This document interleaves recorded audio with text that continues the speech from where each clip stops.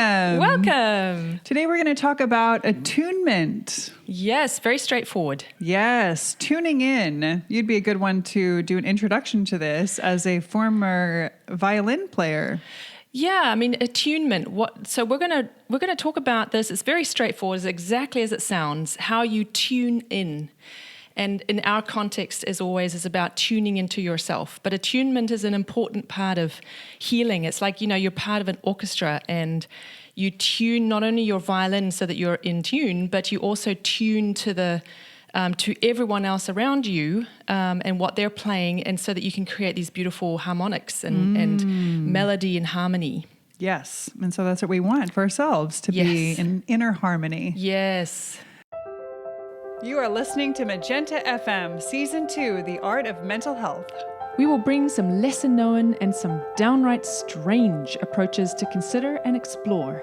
We'll draw from our own experiences with healing and from our work helping others, plus our research into little-known fields of inner development. We'll share tools and practices that help us heal and put the power and agency to heal back in our own hands. This podcast and YouTube show represents the opinions of Rachel and Louisa. The content here should not be taken as medical advice. The content here is for informational purposes only. And because each person is so unique, please consult your healthcare professionals for any medical advice. Yeah, so you may be familiar with the term. I feel like it's gotten more use around parent-child relationships. And I know that Gabor Mate has used it a lot in terms of describing the way that a parent is tuned in to this inner state of their child and their needs and what's coming up for them. So Gabor Mate distinguishes it from attention or love, that you can give a child attention without necessarily being attuned to their inner state. And of course, you can love them without necessarily being tuned into the child. So we're going to get into that. But we really want to start with, why are we talking about attunement? Yeah. In terms of our work of inner development and healing. Yeah. So I think we can talk about it in three sort of areas, the three main areas of the activity of the soul, which is our domain, this inner realm, our inner experiences. And the first place we can talk about is how we attune to what we think and our thoughting as opposed to our thinking. So thoughting is like you're thinking thoughts that you've already thought. They're just on repeat. And I have a friend who was telling me that she heard from a horse trainer how he grew up in a pretty negative environment, and he decided to do a little practice of having a bunch of pebbles in one pocket. And every time he had a negative thought, he would put it in the other pocket. And he thought, probably like 3 or 4. And he was like 22. Had been transferred from one pocket to the other, and it was only 10 a.m. in the morning. Oh, wow. And he was like, okay, I think I have an issue here. He was completely unaware of just how much negativity was in his constant stream of consciousness. Oh, that is such an interesting practice. Isn't it? Yeah, I love that. So my friend is threatening to do it, and she hasn't done it yet because she's like, my pockets aren't deep enough. Because you know what women's pants are like. They just don't, yeah. So... but I thought that really stuck with me, that story, because are we attuned to what we're thinking? And so that's one area of the soul, is your constant thoughting throughout the day, interrupting that just to notice. So that's thinking. And then another area where we can much better attune, the feeling realm. Yeah. And we talk a lot, you and I, about the feeling realm, and we have in previous podcast episodes, but I think it's actually limitless how tuned we can become to our feeling life. And not in an unhealthy way, not like getting really self-absorbed. Yes, exactly. Yeah. Or self-feeling, as we call it. Yeah. Not a good, it's very egoic, non-cognitive state to be in, meaning you're just unaware of anything that's going on around you. Yeah. But attunement, like you attune to a child with that kind of loving, attentive presence, and a certain objectivity about your feeling life, like, I'm triggered right now. I've got a lot of feelings coming up. Yeah. I have a lot of anger, but actually there's some shame behind it. Mm-hmm. Actually, the shame is kind of driving the anger. Actually, there's a lot of defensiveness because I'm trying to protect my shame, because actually shame, in a state of shame, I'm unable to receive any love. Mm-hmm. And it's very annihilating to be in that, so there's a lot of nuance. There is so much nuance. Yeah. So often we don't have any, modeling for touching into our feelings Right. growing up, or we go through experiences that are overwhelming and we shut off from our feelings. Just to cope. Just to cope. Yeah. And it can be a really long process of getting more comfortable, more in touch with what we are actually feeling and allowing ourselves to go there. So I know that, there was a long time where I felt very cut off from my feeling life and felt like I lived very much in my head, and over time become really sensitive to the nuances of my feelings, and continue to do that work, continue to get in touch and feel into, what I'm experiencing. And again, not in a self-absorbed way, but in a way that I am actually unburdened from the feelings, and I become of greater service if I am able to understand what's actually happening inside of myself. Right. Because then I can adjust. I can give myself what I'm needing. I can see myself. I can say, "Oh, you're kind of wallowing in that," and it's time to move on. Yeah. But if we're not aware, then we're actually are feeling things, but they're kind of running the show without us even seeing what they are. Yeah, that's right. And that's the key, isn't it? If we have a stream of consciousness that is generating a mood of dark negativity, who's running the show here? Yeah. If you want to get back in the driver's seat of your life and develop more objectivity of the kind that is not judgmental or making assessments, but is truly clear-sighted about your life, then this is a part of the what you actually have to do. You have to become more attuned. So then we've got the third area of the soul. When we talk about soul, like anatomy, is the behaviors.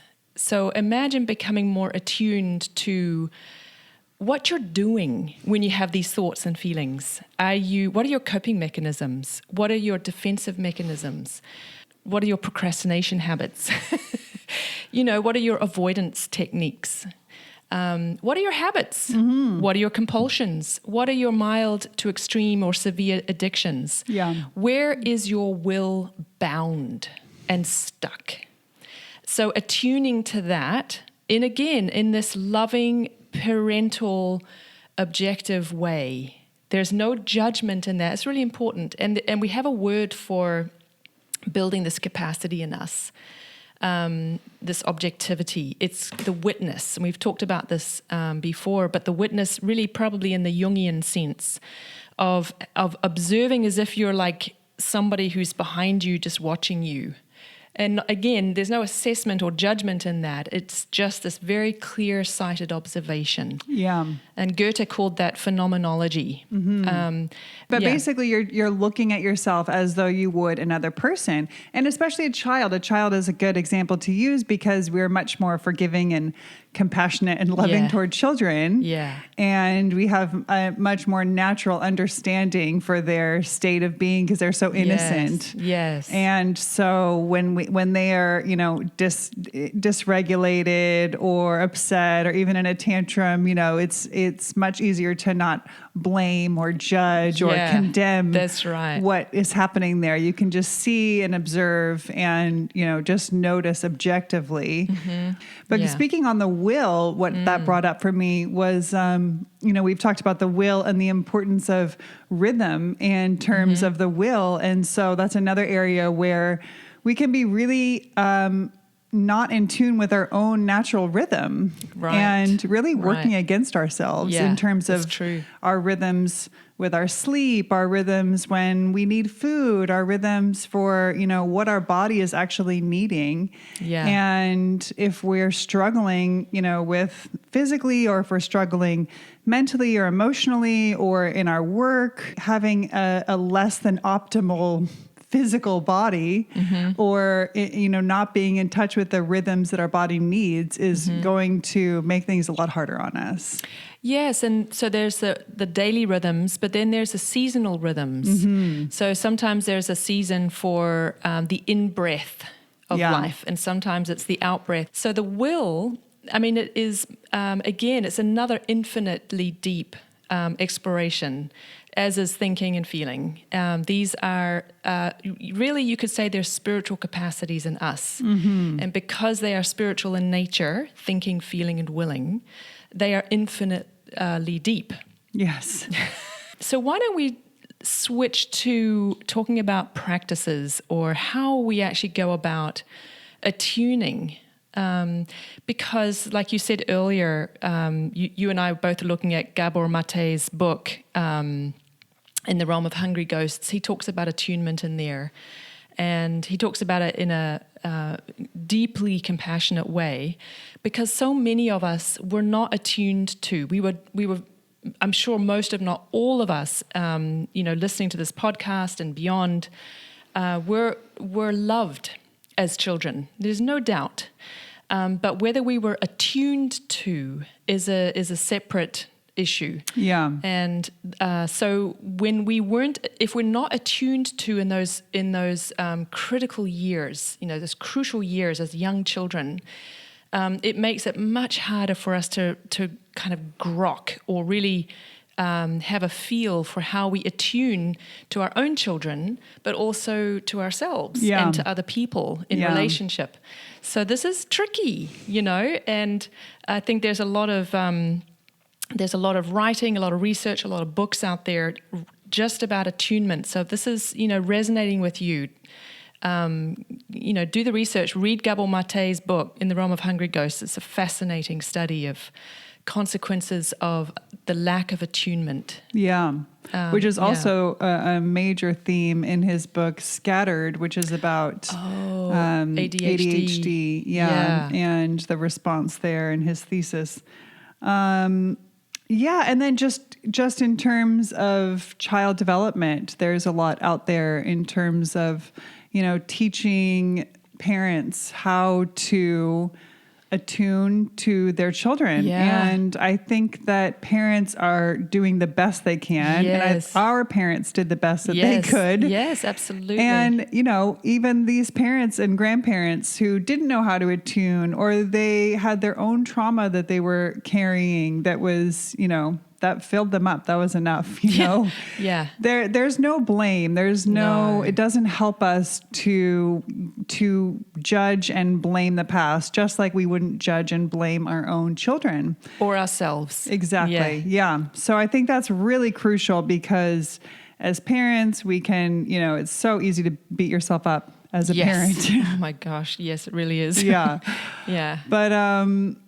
But in terms of, attuning to our children, one crucial piece that I've learned is that just really having done your own inner work of, healing your wounds and working through your limitations and the areas where you're really stuck and struggling, and the stuff that we're up against, doing our inner work helps us. Or when we're able to empty out of those things, then we can become a container for the child. Yeah. Or like a warm house, you could describe it, and if your house is just full of your own clutter and mess and things that you don't want to look at, then there's not enough space to really hold nice the children. That's a great picture. Yeah. And so when we can, bring the children in and hold them in our own, warm house that's empty, we can just intuitively feel into what the children are experiencing, and through that, what they're feeling, what they're needing. And it's through us having, done our own work that we are empty enough to just feel into the children. I think it's important for parents to know that the answer is inside of them. Right. And it can be very helpful to study child development and to educate yourself about the growth of children. I found that very, helpful and useful.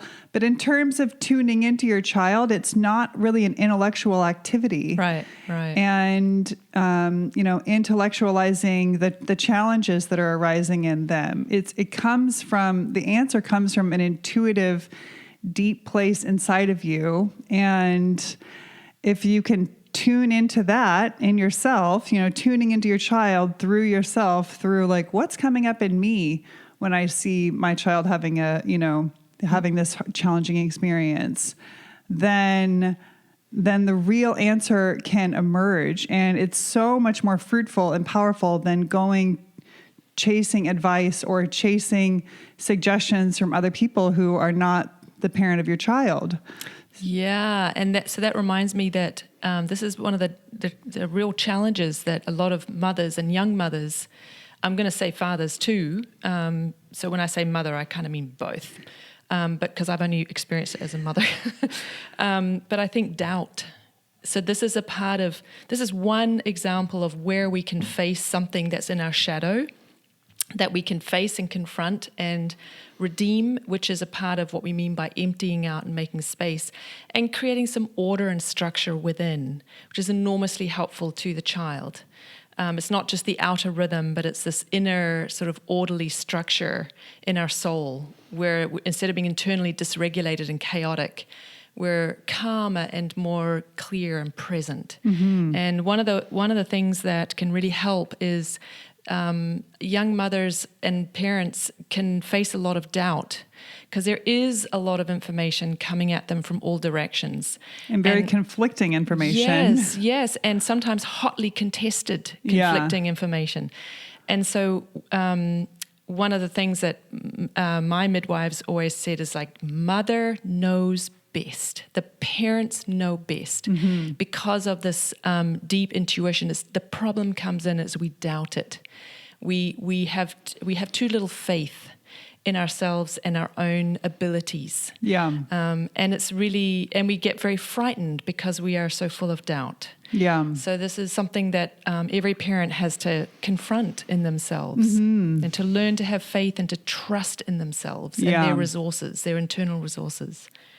Yeah, that's a really good point. So if you believe or if you have a sense that, you weren't really attuned to, you were loved, but you weren't attuned to, some clues that I want to throw out there as well is you just don't really know what your needs are.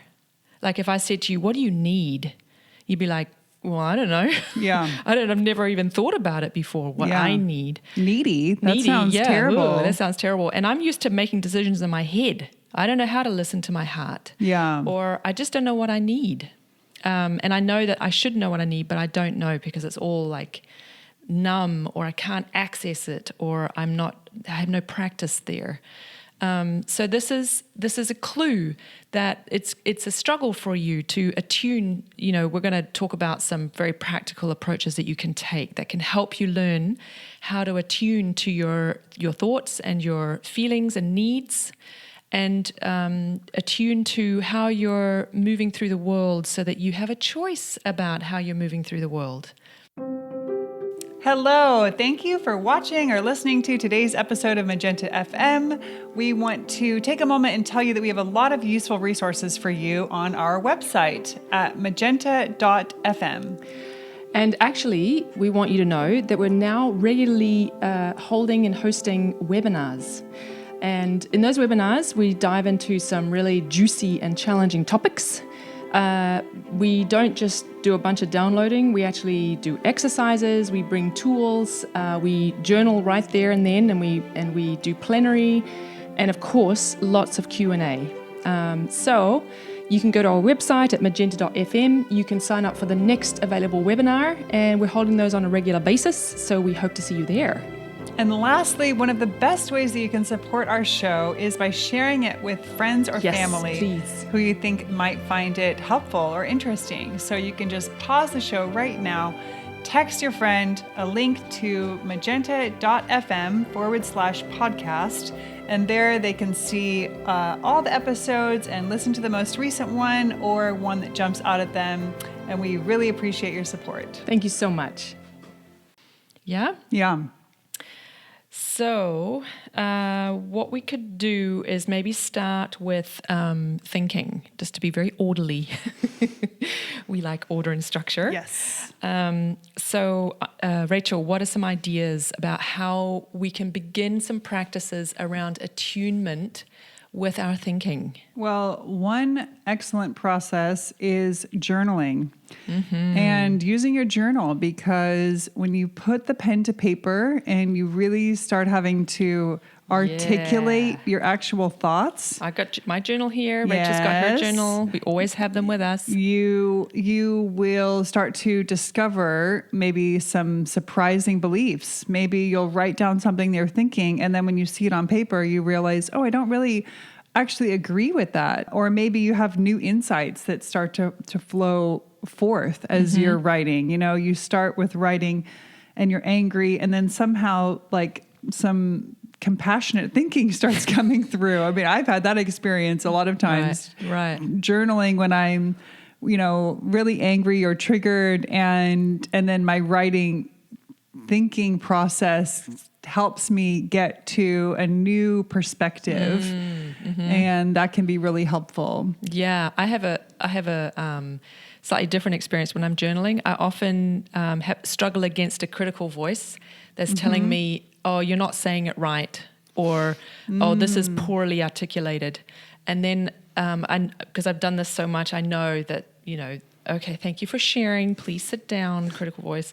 And then I'll write, and when I'm done, I'll go read it. And I'm like, damn, that was actually, that was right. Yeah, interesting. Yeah, isn't that weird? But I think if you don't like journaling, or if you believe that you suck at journaling, I'm sorry, but it's such a good thing to do. Yeah. And, practice makes perfect. Yeah. And we all suck at something when we first do it, or if we've never really had a regular practice of it. But you get better. Yeah. You will, I promise you will get better with time and doing it on a regular basis. And it's so good because you often are surprised by what you write, either while you're writing it in Rachel's case or after you write it in my case, And the other thing is, often with inner development, if we don't have practices of capturing our process, we forget. We forget the insights and the downloads that sometimes we can receive, and the intuitions that that arrive for us. And it's really great to be able to go back, and I'm like, oh, there was something really helpful, and what was it? And then I go back, and it's there, and I can access it. So that's, I think, a good idea. Yeah. Yeah. Okay. So what are some others, Louisa? Well, in terms of thinking, I think it's good, like you were saying earlier about the pause. Oh, yeah. And I think the pause is something that can be in all three realms, but let's talk about it in terms of thinking. So what are your thoughts about that? Well, one way that we can use the pause is if you are in dialogue, or say you're in an argument with your spouse. Yeah. Then it's a really powerful tool to say, I need a pause, and everyone just pauses, and you don't necessarily leave, or, it's not an end, but you can pause and check in with yourself, okay. Tune in. Yes. Yeah. Tune in. Like, okay, let me slow down. This is another thing. This kind of goes hand in hand, the slowing down and the pause, because we get kind of revved up, and either by ourselves, or if we're in an argument with another person, we can move so quickly that we don't really take the time to understand and actually sit for a moment with, what am I thinking? What is actually coming up right now? What am I needing? What am I actually trying to articulate? Yeah. Because sometimes we just go into our habitual way of trying to articulate, which may be not the most healthy way. Especially if it hasn't gotten any results in the past. Yes, exactly. But if we just pause and we think, what am I actually needing to say here?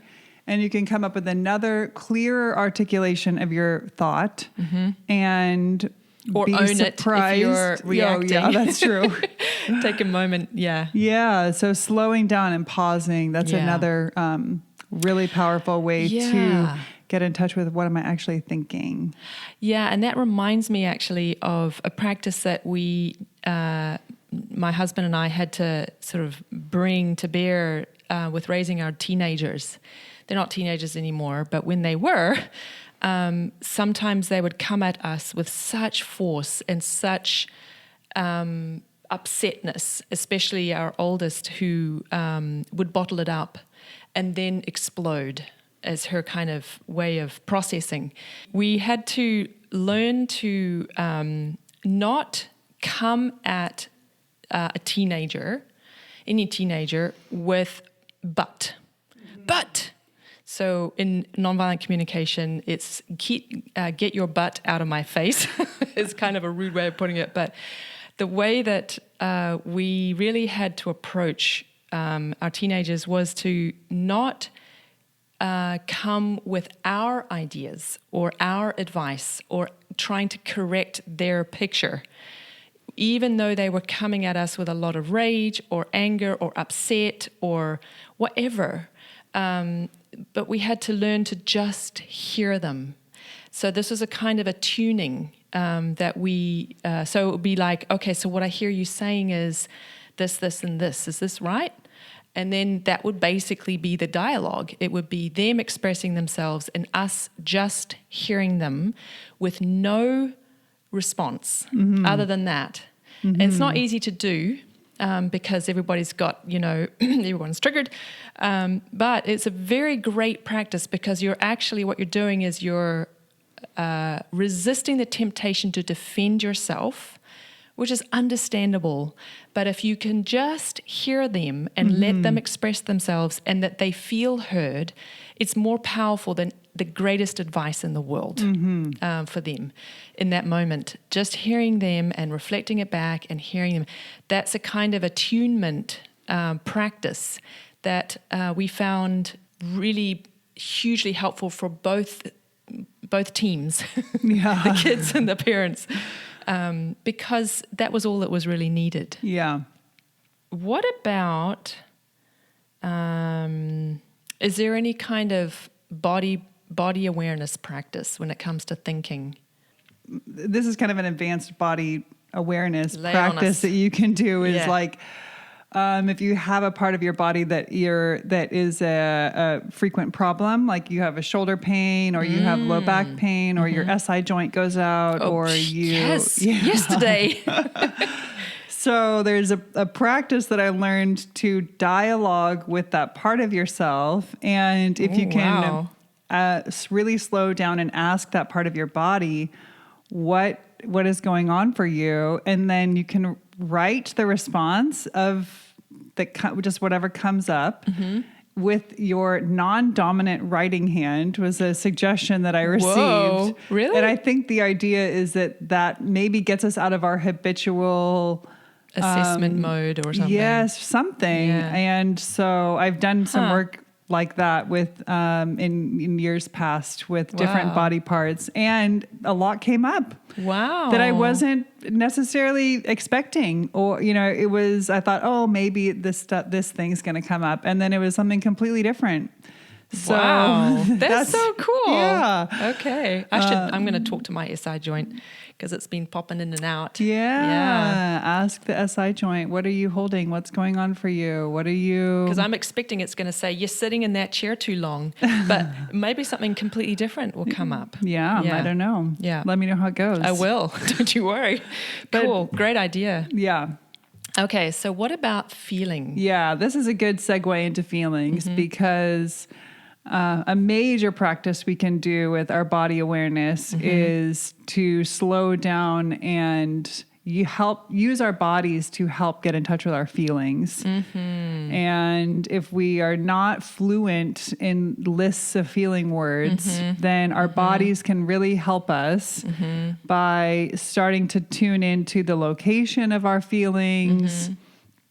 If we have a really strong feeling in the pit of our stomach. Yeah, high area up here. Yeah, like also called your center. solar plexus. Yes. What is that? When does that feeling come up? Or if you have a strong feeling in your throat. Yes. I have both of those. That's where I hold my tension. Yeah. So the body can give us a lot of clues and can really help us get in touch with what we're feeling. So there's a lot of practices you can do to just, but a simple one is just scanning your body. You don't need to be an advanced body worker or advanced yogi or anything like that to just pause, scan your body. My shoulders are on fire. So what is it? There's something, okay, follow that. Yeah, that's a good idea. Yeah. There's a wonderful trauma therapist and researcher called Bessel van der Kolk. He's very well known. And he has a book called The Body Keeps the Score. Very famous book. Yeah. And so that's what we're pointing to. And might be a controversial statement to make, but it's my belief. It's my working theory, and I've yet to be proved wrong. I'm happy for, to share in the comments what you think. But really, the score that's held in the body begins in the mind and the feelings. So everything that ends up in the physical body is expressing the soul. And as another blogger who I'm enormously fond of, her name is Ginny Patel Thompson. She's a horse person, but also healed herself of Crohn's disease and has helped thousands of people all over the world with gut health issues. She says the body is the densest part of the soul. Is another way of putting it. Interesting. Yeah, and so the body is keeping the score, so we can read the body to help us enter into our feeling life if we really struggle with attuning there. And it would be no surprise if we struggle to attune there because maybe it hasn't been modeled for us. And maybe it wasn't possible for us to, because of all the safety and coping mechanisms that we've had to employ in order to survive. Yeah. And shutting off from the intensity of our feeling life is a common strategy. So the work of getting back in touch with that can challenge those protective mechanisms. We're very grateful for protective mechanisms. We're very respectful of protective mechanisms because they have helped us survive. So we approach the work of connecting to our feelings with the loving care and attunement that our feelings really deserve. Yeah, so I just wanted to put that out there. Right, so why don't we move into the will then? And I think journaling also qualifies in terms of behavior and will because it's a rhythmic practice and the rhythm and the will go hand in hand because rhythm really replaces the strength of will. If you have it built into your habitual life, it's much easier to keep going with it because you get momentum. Yeah. That's an aspect of the will. But what else is there? Maybe you could develop a rhythmic practice where once a day you just do a little check-in with yourself. Where in your day you got stuck or triggered is one way that you could do a regular practice. Checking in with what your needs are. Or I know someone who really had a difficult time connecting with their needs. And I made the suggestion, maybe once a day you could write down at the end of the day, what were my needs today? Like what were some things that came up that I needed today as a way to rhythmically start to get more in touch with what you are needing. Yep. In this check-in moment, you spend a little time reflecting on and observing your behaviors. where you get stuck, as you said earlier, but the things that you're not so happy with about how you're showing up for yourself primarily, because again, it's not an opportunity to criticize yourself or to shame and blame, which we so often do. So this is not about critique. This is about the witness. And the witness is really the muscle of the eye. It's like a strength training, where we employ this part of us that is not broken, that's not hurting, that's very much spiritual in nature. Our higher aspect, or another way to put it, our true self. Yeah. To observe with love and compassion and no judgment. How are you showing up for yourself, or what are your behaviors? What are your coping mechanisms? What are your protective mechanisms? Loving and compassionately observing those and also things. Acknowledging where your habits are changing. Right. Which I think that can be difficult for people to acknowledge the good that they're doing. Right. I was on time to all of my meetings, or whatever they're struggling with. Yeah. I made sure I went to bed at 10 p.m. Just giving yourself that acknowledgement of where your will is actually strengthening. Right. So that your view of yourself isn't so skewed. Yes, exactly. Toward negative. Yeah. Yeah, I think that's really important. I'm not very good at that myself. Me either. I never really think of, you should look at the things you do well. Yeah. So I think that's really important. And maybe you could even write them down. There's something about writing things down that makes it more real, because you are acknowledging it. You're seeing it to the point where you're actually articulating it with the power of the word. Yeah. The word has mighty power.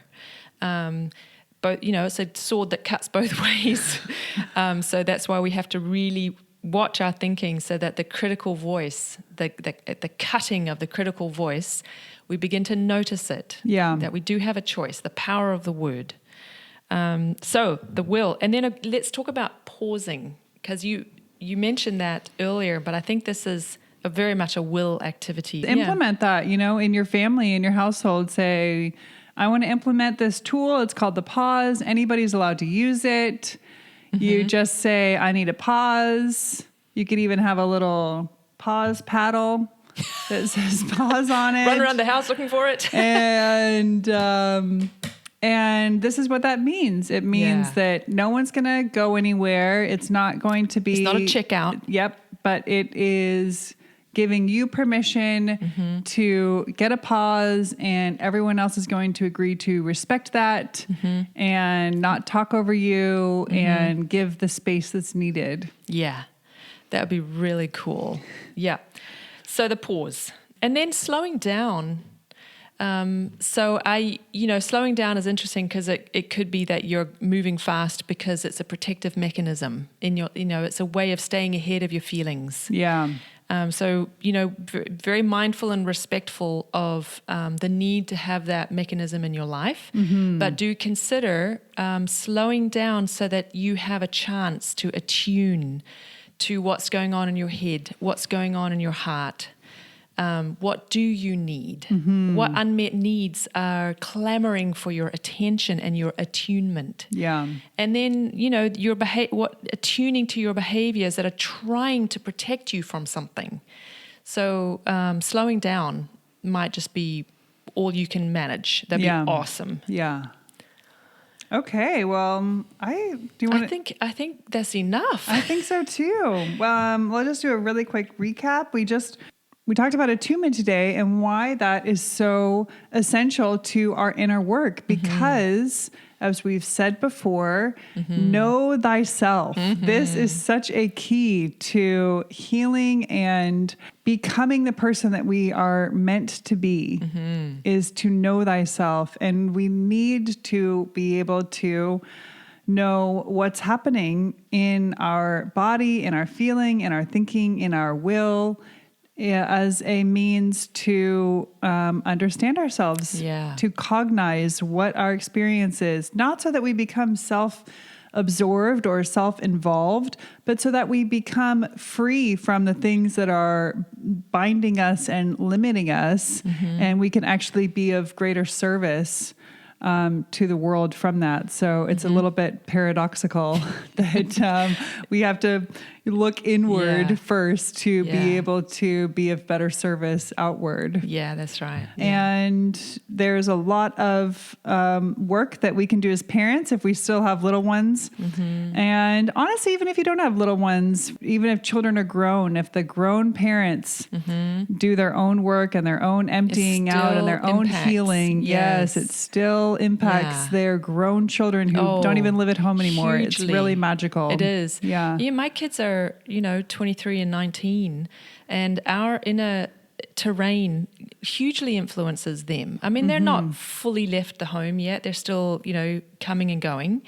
But it's a huge impact, and it's, thank God, because all the mistakes that we made when they were children, there's redemption. There's always redemption. Yeah, that's another thing, is that if you feel this guilt, which I did for not being as attuned with my child when he was younger, healing can happen. And there's so much repair and redemption work that you can do with your children, no matter how old they are, if you weren't attuned to them when they, as attuned as you wish you would have been, because, once you do the best you can, and once you know better, do better. As Maya Angelou said. We try to better our best. Yes. But there's no blame or judgment on parents. We know parents do their best. And this is the amazing thing about love, is that redemption is always possible. And this is what's so remarkable about this healing journey, is we're not just impacting ourselves or the people immediately in our community, but we're actually having an impact in the world. It's just that we may not realize how much of an impact we're having. Okay, well, that does it for today. And please make sure that you sign up for our newsletter, because we have a lot of gifts and generous offerings that we've been sending out these past couple months. We had 3 different little free video teachings that went out that people responded really well to and found really helpful. Awesome. And we have more coming out. So you just go to our website, magenta.fm, and sign up for our newsletter. We won't spam you or overwhelm you. And we would really love to stay in touch with you there. Awesome. Thank you so much for listening. Yes, we'll see you next time.